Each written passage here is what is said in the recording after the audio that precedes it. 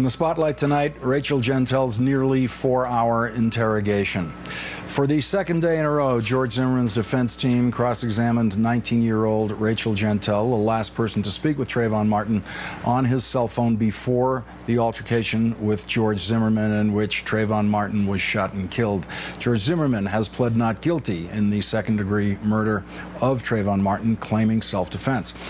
Like yesterday, defense attorney Don West dug into the discrepancies between what Gentel testified to in court and what she has said in prior statements, particularly whether or not she heard Trayvon Martin say, "Get off, get off." Because in her first discussion of the case with Trayvon Martin's family lawyer, Benjamin Crump, she did not quote Trayvon Martin saying, "Get off, get off." But nowhere during that interview did you say, in response to any question, specific or general, that you'd heard Trayvon Martin say a little "get off, get off"? He did not ask me when the fight happened. I had told him the phone had just shut off. He didn't ask me, did you hear when there was fighting going on? Did you hear something was going on between the fight? No, he did not ask me that. The state asked me that, sir.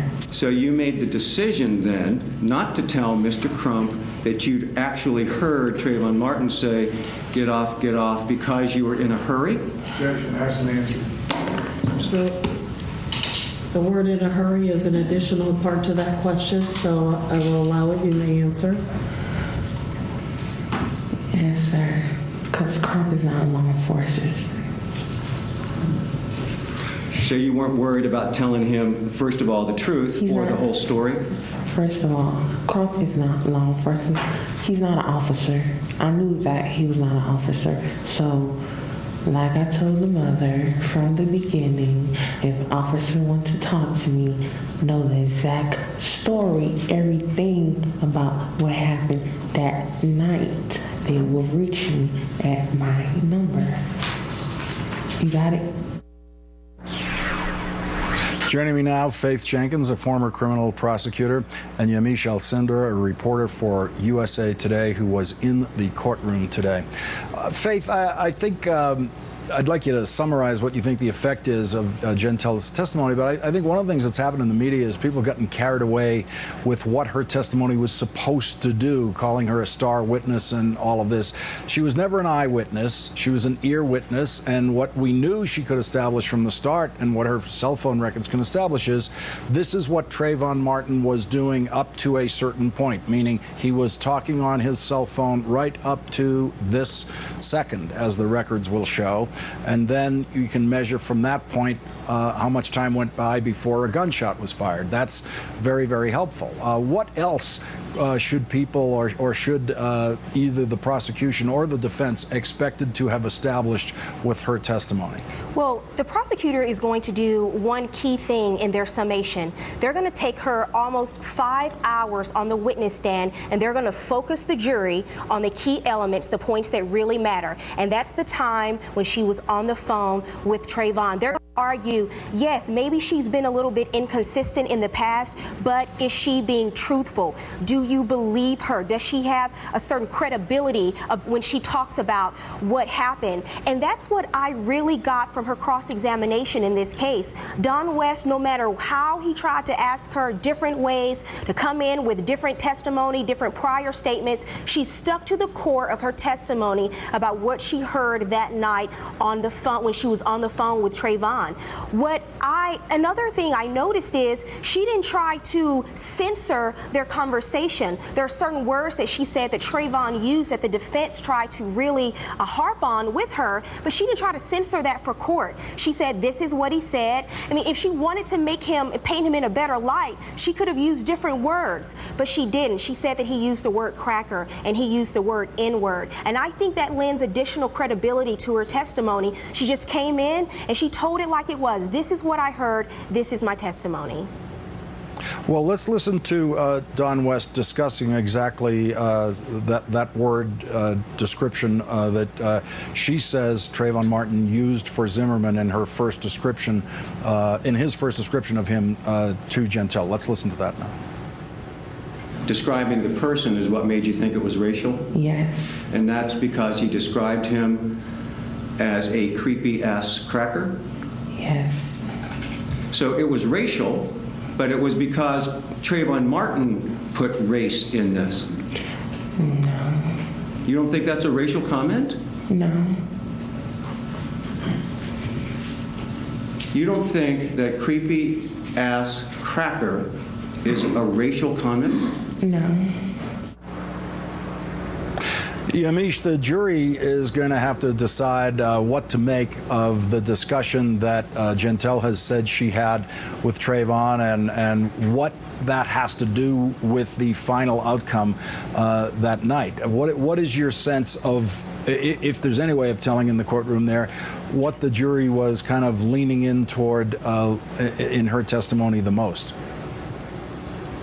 I know that they were definitely paying attention. I think as soon as it got contentious with Don West, they paid a little bit more attention. They would lean in and they would look first back at Don West, then back at her. I saw a lot of heads turning left and right, left and right. So I knew that they were definitely paying attention to the conversation. One juror I saw was almost leaning out of the jury box because she was so almost enthralled in the back and forth between them. So I can't tell you whether or not they believe her, but I can tell you that they were paying close attention to her, that they were taking a lot of notes. The jury heard another 911 tape today, placed in evidence by another witness, Jenna Lauer. Let's listen to that. 911, do you need police, fire, medical? Maybe both. I'm not sure. There's just someone screaming outside. Okay, what's the address that they're near? Is this in the Twin Lakes homes in Sanford? Yes. Okay, and is it a male or female? It sounds like a male. And you don't know why? I don't know why. I think they're yelling help, but I don't know. Just send someone quick. Say stop. Okay, does he look hurt? I can't see him. I don't want to go out there. I don't know what's going on. So they're sending him. So you think he's yelling help?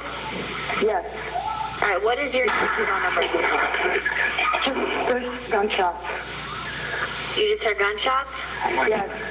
How many? Just one. And Faith, was she asked her opinion of what the voice crying for help sounded like to her? Yes, and she wasn't able to tell who was crying out for help, but the reason why her testimony is so crucial is because the state wanted to move that 911 call into evidence. Now the jurors are going to be able to take that call with them into the deliberation room when they're deliberating. And you remember John Guy, the prosecutor in this case, opened and he talked about this call in his opening statement, and he said, listen to this call carefully. Listen to the screams for help in this call. When do they end? And he's going to argue, they're going to argue in their closing statements that the gunshot silenced the screamer. Whoever was screaming, that gunshot silenced them. Let's listen to Selma Mora. She speaks Spanish, so it's going to be through a translator, telling us what she saw. Did you ask again what's going on? ¿Tú volviste a preguntar what's going on? Sí. Yes. And did anybody respond to you that time? ¿Y en esa ocasión alguien te respondió? Sí. Yes. And who responded to you? ¿Quién te respondió? La persona que estaba arriba. The person who was on top.